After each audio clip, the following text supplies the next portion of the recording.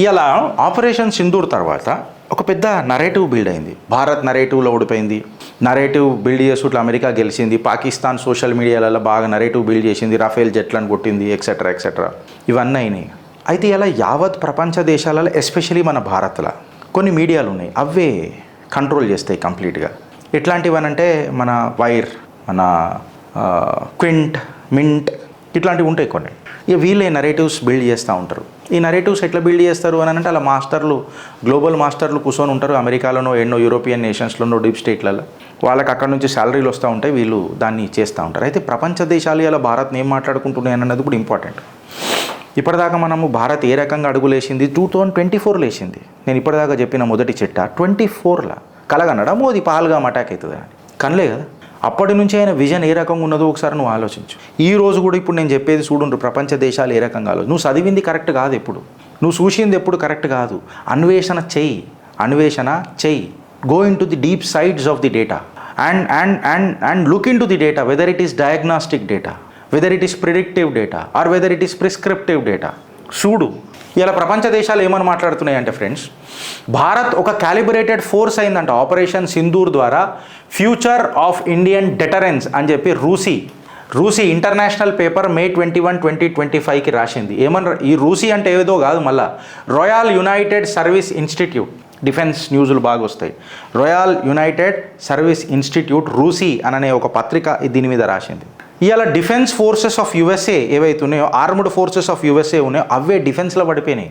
ఏమ్రా ఈ డాక్టరీను, ఏంద్రా ఈ కథ, భారత్ యొక్క ఎక్విప్మెంట్స్ ఏంద్రా, వాళ్ళు వరల్డ్ వార్, మా తాతలు మూతులు నాకురు, మేము తోకలు నాకినాం. దాని మీద మొత్తం ఇప్పుడు చర్చిద్దాం. ఆపరేషన్ సింధూర్ ఒక బ్లూ ప్రింట్ క్రియేట్ చేసింది కంప్లీట్గా. డిఫెన్స్ యొక్క కొత్తదనానికి, కొత్త యుద్ధ నీతికి ఒక బ్లూ ప్రింట్ ఇచ్చింది ఫ్రెండ్స్ ఆపరేషన్ సింధూర్. నేను మాట్లాడడం కాదు, ఇట్లాంటి రూసీ లాంటి పెద్ద పెద్ద పేపర్లు రాస్తున్నాయి. ఈడికి ఆగిపోయిందంటే ఈడికి కాదు. ఇవాళ యుఎస్ఏ, ఫ్రాన్స్ అండ్ అర్మీనియాకు డిఫెన్స్ ఫ్యూయల్ మన ఫ్యూసెల్ వింగ్సే ఉండని, లేకపోతే ఎయిర్ క్రాఫ్ట్ హెలికాప్టర్సే ఉండని, సాఫ్ట్వేర్ ఎలక్ట్రానిక్ ఎక్విప్మెంటే ఉండని, missiles, artillery guns, rocket systems, bullet proofs ఇవన్నీ ఏమన్నా ఉండని. ఇవాళ భారత్ ఒక డెస్టినేషన్ అయిపోయింది ఎక్స్పోర్ట్కి. ఇక్కడ నుంచే పోతున్నాయి భారత్ నుంచే వాళ్ళందరికీ. ఈడికి ఆగిపోయిందంటే ఈడికి ఆగదు ఫ్రెండ్స్. ఇంకొక పెద్ద పత్రిక స్మాల్ వార్స్ జర్నల్ అని ఒకటి ఉంటుంది. May 5th 22nd May 2025కి 6 గంటలకు రాసిరు పొద్దున. ఇది ఎప్పుడు స్మాల్ వార్స్ జర్నల్ 22 మేకి వచ్చింది. వాళ్ళు ఏమన్నా రాసిన రోజు చూడండి ఆ ఎస్సేలా. ఇండియాస్ వేకప్ కాల్ అంటే భారత్ అందరు నిద్ర లేపిందంట, ప్రపంచ దేశాలను మొత్తం నిద్ర లేపిందంట, ఎస్పెషల్లీ అమెరికాని. ఏమనని, మీ డిఫెన్స్ రిఫార్మ్స్ ఏవైతే ఉన్నాయో మోడర్న్ వార్కి ఆ స్పీడ్ మ్యాచ్ అవుతుందా, భారత్ని చూసి నేర్చుకో. లే గిరీష్ గారు చిత్రగుప్తు చెప్పలేదురా భయ్, ఇక్కడ ఉన్న రైట్ వింగర్లు చెప్పలే, అర్నబ్ గోస్వామి చెప్పలే రిపబ్లిక్ ఛానల్లో. ఎవరు చెప్తున్నారు? స్మాల్ వార్స్ జర్నల్ అమెరికాకి చెప్తున్నది. The case for defence, US defence, ఒక కేస్ స్టడీ చేయరి భారత్ మీద, నిద్రలే అని చెప్పి చెప్తున్నారు. అమెరికాస్ అక్విజిషన్స్ ఏవైతే ఉన్నాయో పైప్ లైన్లో అవి చాలా టూ స్లో ఉన్నాయి మోడర్న్ వార్ఫేర్కి అని చెప్పి మాట్లాడుతున్నారు. ఇక చూడండి, నేను అందులోకేం తీసుకొని వచ్చి రాసినది. మీ అక్విజిషన్స్ ఏవైతే ఉన్నాయో, మీ మోడర్న్ ఏదైతే వార్ఫేర్ పైప్ లైన్ ఉందో చాలా స్లో ఉన్నది వార్ఫేర్కి ఈ రోజులలో జరిగేది. మీ కాస్ట్ స్ట్రక్చర్స్ కంప్లీట్గా అన్సస్టైనబుల్ ఉన్నాయని చెప్పి చెప్తున్నారు. టూ స్లో, టూ ఎక్స్పెన్సివ్ ఉన్నది అని చెప్తున్నారు. అమెరికన్ వెపన్స్ ఏవైతే ఉన్నాయో అవి మోస్ట్ అడ్వాన్స్డ్ అని చెప్తారు, బట్ అవి అంత ఖర్చు పెట్టి ఓడగొంటాడు ఇవాళ రేపు అని చెప్పి ఆలోచిస్తున్నారు. ఇండియాస్ ఆపరేషన్ సింధూర్ తీసుకొని చూస్తే అదొక బ్లూ ప్రింట్ అయిపోయింది. What next in the war, a new doctrine అని చెప్పి మాట్లాడుతున్నాయి.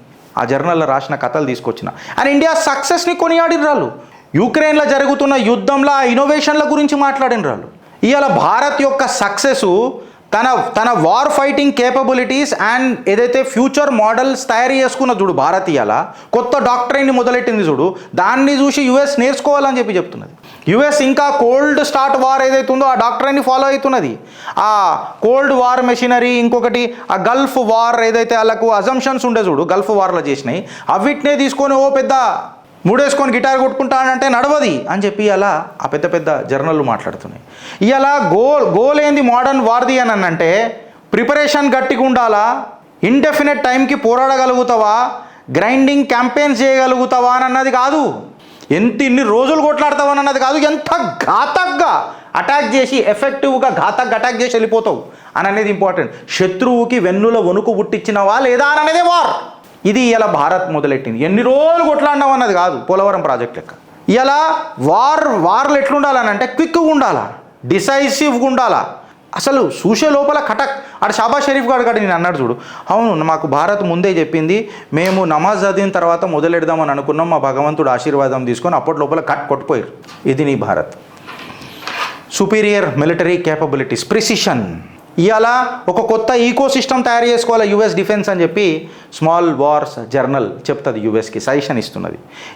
ఇవాళ యుఎస్ఏ ఒక ట్రాప్లో పడ్డదట, ఒక మ్యాజిక్ ప్లాట్ఫామ్ మీద ఉన్నా అని చెప్పి ఒక ట్రాప్లో పడ్డదట.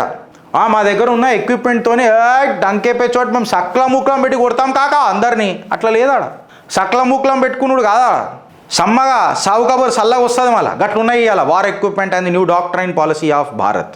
ఈ ట్రాప్ల నుంచి బయటికి రావాలా అని చెప్పి చెప్తున్నది.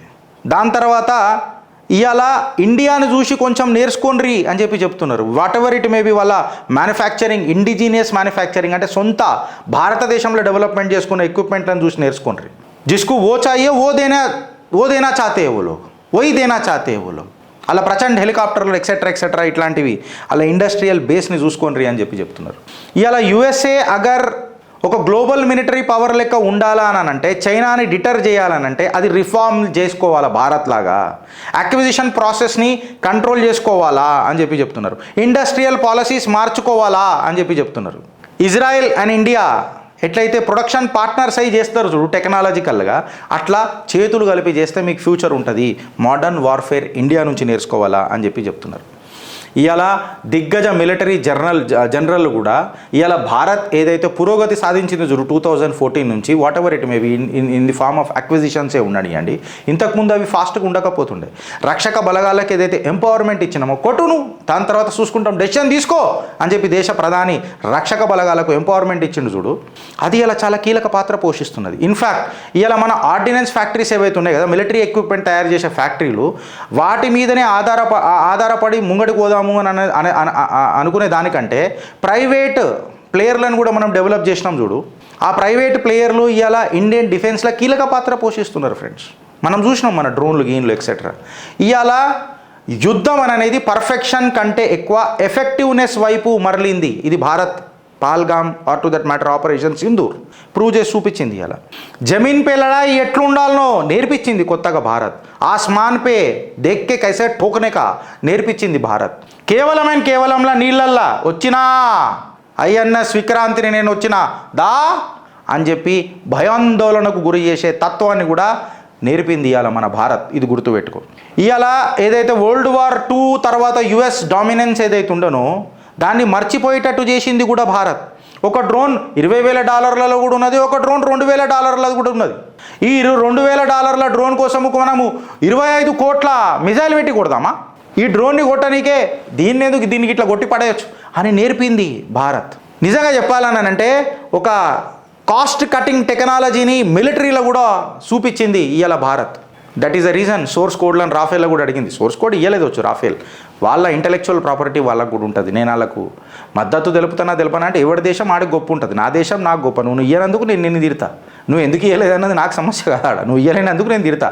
నీ జాగాలో నువ్వు కరెక్టే, మళ్ళీ నేను అది కూడా అంట. ఇవాళ ఖాందానీ ట్రంప్ ఏదైతే ఉన్నదో బిజినెస్లలో ఇన్వాల్వ్ అవుతున్నాడు. ఎలాన్ మాస్క్తో కూడా చూస్తున్నాం కదా, అసలు డీప్ స్టేట్ కంటే ఎక్కువ పైసలు బర్బాద్ చేస్తున్నావు ట్రంప్ అని చెప్పి ఇక నేను నీతో పనిచేయ, డిపార్ట్మెంట్ ఆఫ్ గవర్నమెంట్ ఎఫిషియన్సీ ఇక నేను పనిచేయ అని చెప్పి వెళ్ళిపోతున్నాడు చూడు. ఎవరు? మన ఎలాన్ మాస్క్. ఇవాళ మనకు అదొక కొత్త పద్ధతి కూడా నేర్పుతున్నది. ట్రంప్ అన్ప్రెడిక్టబుల్నెస్ని కూడా పరిచయం చేస్తున్నది. ఈ ట్రంప్ ఖాందానంలో ఉన్న వాళ్ళంతా బిజినెస్లలో ఎట్లా ఇన్వాల్వ్ అవుతారో మీరు చూడండి. ఇన్ఫ్యాక్ట్ క్రిప్టో కరెన్సీ పాకిస్తాన్కి పరిచయం చేస్తున్నాడు చూడు, బిచ్చ పాకిస్తాన్కి. ఇక ఈ ట్రంప్ గురించి మనం ఏం మాట్లాడతామో చూడండి. ఇన్ఫ్యాక్ట్ ఇలా వాల్ స్ట్రీట్ కూడా ట్రంప్కి మద్దతు తెలుపుతలేదు, Apple etcetera. And in fact European యూనియన్లో కూడా అమెరికా పెత్తనం పెద్దగా ఏం లేదు. ఇలా భారత్ ఒక కొత్త మలుపు కూడా ఆలోచిస్తున్నది. Whether it may be eastern maritime corridor. ఇప్పుడు మన వ్లాడివాస్టాక్ అనేది పోర్ట్ ఏదైతే ఉన్నదో, పీటర్బర్గ్ ఏదైతే పోర్ట్, మన వెస్టర్న్ అండ్ ఈస్టర్న్ పార్ట్స్లో ఏదైతే మనం మాట్లాడినామో ఇప్పటిదాకా ఫ్రెండ్స్, ఇది మనం చూస్తే ఇందులో ఒక కొత్త డాక్ట్రైన్ మనకి ఇంకోటి కూడా కనబడుతుంది మోదీ సర్కార్ చేస్తుంది. ఏందనంటే ఇటు ఈస్టర్న్ పార్ట్లనే కాకుండా ఇటు వెస్టర్న్ పార్ట్లో కూడా యూరోపియన్తో ఒక కొత్త దర్వాజాలు ఓపెన్ చేసే ప్రక్రియ మొదలెట్టింది మన భారత్. అంటే ఈ కొత్త దర్వాజా ఓపెన్ చేసింది అని అంటే ఈ సీ రూట్ ద్వారానే ప్రతి బిజినెస్ ట్రేడ్ జరుగుతుంది. ఎందుకంటే రైలు మార్గాలు, రోడ్డు మార్గాలు సముద్రంలోనే అయితే ఎక్కువ ఉండవు కదా. సో ఏదైనా సముద్ర మార్గంలోనే అంటే షిప్ మార్గంలోనే పోవాలి. షిప్ మార్గంలో పోవాలని అంటే చాలా పెద్ద పెద్ద ట్రేడ్లు అవుతాయి. సో ఆబ్వియస్గా ఈ యూరోపియన్ మార్కెట్స్ చైనాని వాళ్ళ దగ్గర కూడా రాణిస్తలేవు, ఈ చైనా మార్కెట్ని లోపల కూడా రాణిస్తలేవు.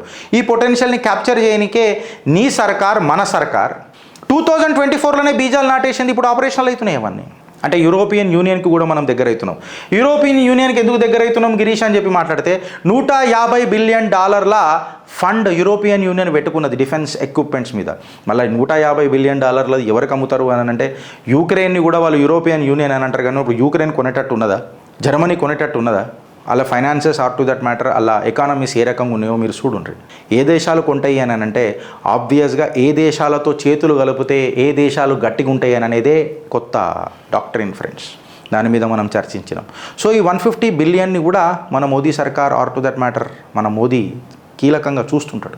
అందుకే ఆ వెస్టర్న్ కారిడార్ టు సెయింట్ పీటర్బర్గ్ 10,500 కిలోమీటర్లు. ఇన్ఫ్యాక్ట్ ఆ నుంచి ఒక ట్రైనే ప్లాన్ చేస్తున్నారు రష్యా నుంచి అని అంటే మీరు అర్థం చేసుకోండి. అది ఇప్పటికైతే నాకు తెలిసి ఒక రూమరు, బట్ స్టిల్ నేను దాని మీద ఒకసారి కనుక్కుంటా ఫ్రెండ్స్. రూమర్ అయితే ఉండదు, ఏదైనా గట్టిగా ఉంటేనే మా దగ్గరకు వస్తుంది. బట్ ఫిర్బీ మా దగ్గర రాలే కాబట్టి డోంట్ టేక్ ఇట్, మా వర్డ్ని తీసుకోకుండా. సౌత్ కొరియా మనకు ఒక కీలక పార్ట్నర్. ఇలా గిండాయి మనం అన్నీ చూస్తూనే ఉన్నాం. మనకు ఒక కీలక partner and it's a major source of వాళ్ళకు ఒక జీవనాధారం కొరియా, సౌత్ కొరియా, గిండాయి. సో శాంసంగ్, యాపిల్ భారతానికి వచ్చింది. శాంసంగ్ కూడా రావాలా, పెద్ద తరీకగా రావాలా. ఎవరు వస్తే నాకు తెలియదు, బట్ రావాలా.